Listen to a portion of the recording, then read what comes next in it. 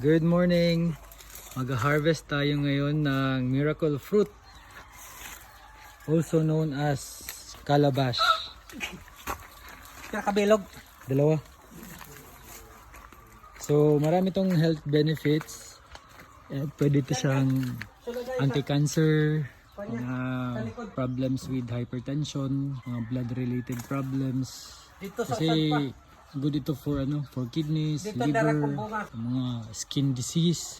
Pinapakuluan pa ito and then tsaka pa lang iinumin. Medyo matigas ang bunga nito.